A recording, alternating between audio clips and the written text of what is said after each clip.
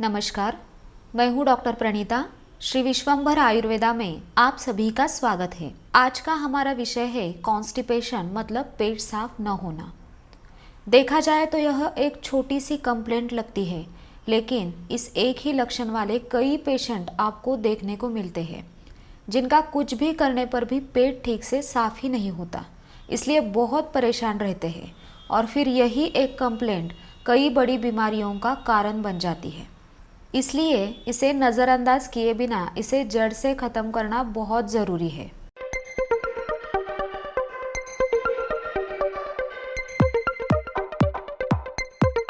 वाग्भट ऋषि ने दिनचर्या अध्याय के शुरुआत में ही एक बहुत ही महत्वपूर्ण बात बताई है।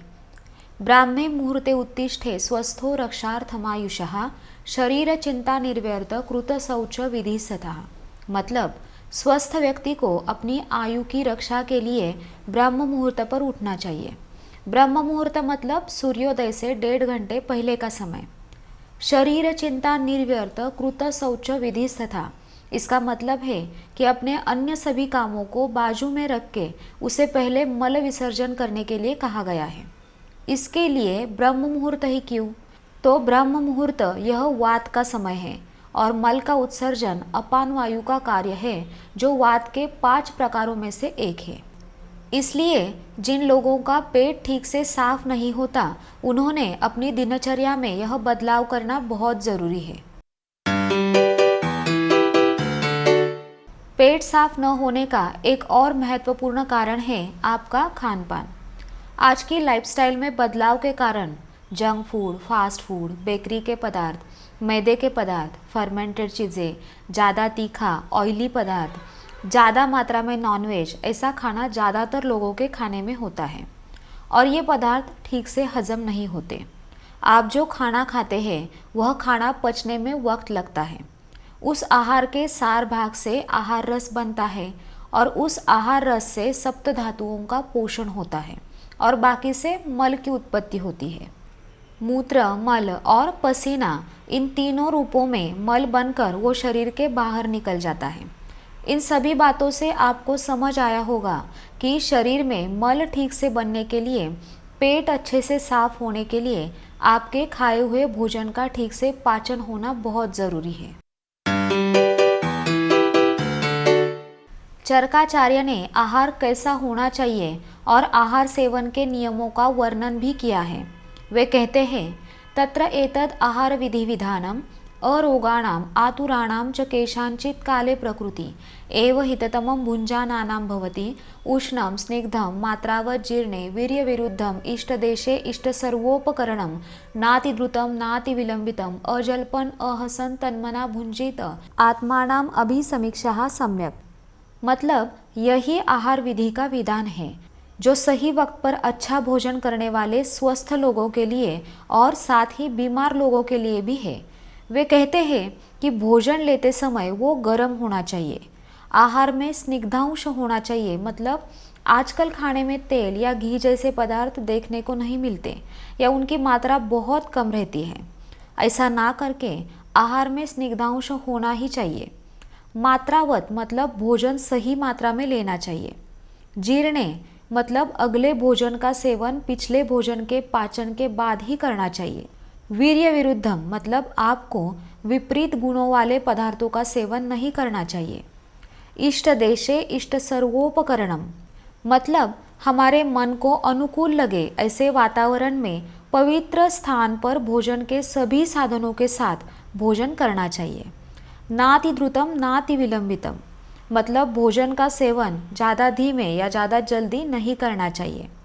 अजल्पन अहसन तन्मना भुंजितम आत्मानाम अभिसमीक्षाः सम्यक मतलब भोजन करते समय ज़्यादा बातें ना करें, ज़्यादा मुस्कुराए नहीं, पूरी लगन से भोजन करें। इस तरह से खाना खाने से खाए हुए अन्न का पाचन अच्छे से होता है, उससे मल की उत्पत्ति अच्छे से होती है और पेट भी ठीक से साफ होता है। इसलिए हमारे आहार में बदलाव करना बहुत ज़रूरी है।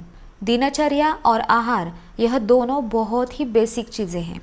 कॉन्स्टिपेशन है, पेट ठीक से साफ नहीं होता, इसलिए सालों तक ट्रीटमेंट लेने वाले, डॉक्टर बदलने वाले कई सारे मरीज हमें देखने को मिलते हैं। लेकिन इन छोटी छोटी बातों पर कोई ध्यान नहीं देता। इसलिए पेट ठीक से साफ क्यों नहीं होता, इसके कारण का पहले पता लगाकर उसे दूर करें और फिर इसका इलाज करें ताकि जल्दी परिणाम देखने को मिले। सुबह उठकर गर्म पानी पीने से पेट साफ होता है। चाय कॉफ़ी पीने के बाद पेट साफ होता है। कुछ लोगों को तंबाकू खाने के बाद पेट साफ होता है। कुछ लोग पेट साफ होने के लिए अलग अलग टाइप के जूस पीते हैं, लेकिन यह सब गलत आदतें हम लोग फॉलो करते हैं। पेट साफ होना यह नेचुरल प्रोसेस है। दिन में 2 बार अगर आपको अच्छे से भूख लगती है, पाचन ठीक से होता है, तो 1 या 2 बार पेट साफ होना यह नेचुरल प्रोसेस है।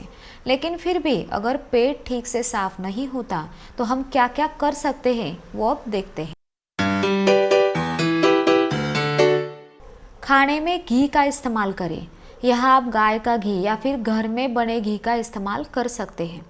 रात को सोने से आधे से 1 घंटा पहले आप आधे से 1 कप गुनगुने दूध में 1 से 2 चम्मच घी मिलाकर पी सकते हैं। अगर आपको दूध पसंद नहीं तो आप गुनगुने पानी में भी घी डालकर ले सकते हैं। आहार में तेल का इस्तेमाल करना बहुत ज़रूरी है। इसका मतलब यह नहीं कि तेल में तली हुई चीज़ें खाना, सब्जियों में तेल ज़्यादा डालना। तो आप आहार में कच्चे तेल का इस्तेमाल कर सकते हैं। शुद्ध नारियल तेल, मूंगफली का तेल, ऐसे तेल आप 1 से 2 चम्मच ले सकते हैं। आप अपने आहार में तेल को अलग अलग चटनी के ऊपर, गरम चावल के ऊपर या चपाती, रोटी में लगाकर भी आप खा सकते हैं।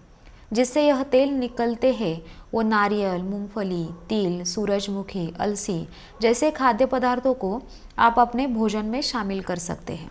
फिर इसके आप अलग अलग तरह की चटनी बनाकर खा सकते हैं या फिर नारियल, मूंगफली, तिल के लड्डू या इसकी चिक्की खा सकते हैं।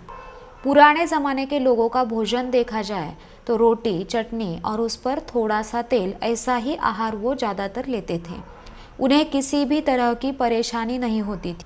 वे लोग बहुत स्वस्थ रहते थे। पर आजकल लोग कोलेस्ट्रॉल के डर से यह तेल या घी खाने से परहेज करते दिखाई देते। आइए एक छोटा सा इंजन का उदाहरण लेते हैं। इंजन को कुछ दिनों के अंतर से ऑयलिंग करना ही पड़ता है, तभी वो ठीक से काम करता है। फिर यह तो हमारा जीवित शरीर है। हर रोज़ की भागदौड़ से, टेंशन से हमारे शरीर में वात दोष बढ़ने लगता है और यह वात दोष अगर हमें बैलेंस करना है तो हमें हमारे आहार में स्निग्ध पदार्थों का शामिल करना बहुत ज़रूरी है। कॉन्स्टिपेशन, मलावस्तंभ, पेट साफ न होने का एक और महत्वपूर्ण कारण है शरीर में वात दोष का बढ़ना। यदि आप इसे संतुलित करना चाहते हैं तो अपने आहार में स्निग्ध पदार्थों को शामिल करें ताकि अपान वायु उसका मलमूत्र बाहर निकालने का काम ठीक से कर सके। पेट की सफाई के लिए काली मनुक्का बहुत फायदेमंद होती है। बड़े लोगों के लिए लगभग 20 से 25 काली मनुक्का को साफ धोकर उसके बीज निकालकर उसे रात भर पानी में भिगो दें। दूसरे दिन सुबह के वक्त उन्हें अच्छे से हाथ से स्मैश करके उसका पानी आप पी सकते हैं। बचा हुआ काला मनुक्का भी आप खा सकते हैं। इससे भी पेट साफ होने में मदद मिलती है। बहुत दिनों से कॉन्स्टिपेशन की तकलीफ हो तो एरंडी का तेल का भी आप इस्तेमाल कर सकते हैं। एरंडी का तेल एक ऐसा तेल है जिसका इस्तेमाल बच्चों से लेकर बुजुर्गों तक हर कोई कर सकता है। बड़ों के लिए लगभग 20 से 30 ml एरंडी का तेल का उपयोग आप कर सकते हैं, लेकिन हर एक व्यक्ति का पेट अलग अलग होता है, इसलिए इसकी क्वांटिटी को हमें एडजस्ट करना पड़ता है। जो क्रॉनिक कॉन्स्टिपेशन के पेशेंट होते हैं, जिन्होंने पेट साफ होने के लिए हर तरह की दवा ली होती है, फिर भी इनका पेट ठीक से साफ नहीं होता, उनके लिए पंचकर्म में विरेचन, बस्ती यह चिकित्सा बहुत ही फायदेमंद साबित हुई है। इसके साथ ही मलावस्तंभ के लिए सद्य विरेचन यह एक चिकित्सा है। उसके फिर से अनुलोमन, श्रवसन, भेदन, रेचन ऐसे 4 प्रकार। इसके बारे में जानकारी हम अलग से दूसरे वीडियो में ज़रूर देखेंगे। जानकारी अच्छी लगी तो वीडियो को लाइक करें, ज़्यादा से ज़्यादा शेयर करें ताकि ज़रूरतमंद लोगों को इस वीडियो की जानकारी का फ़ायदा हो। चैनल को सब्सक्राइब करें, बेल आइकॉन पर प्रेस करना ना भूलिए ताकि हमारे नए नए वीडियो के नोटिफिकेशंस आपको मिलते रहें। धन्यवाद।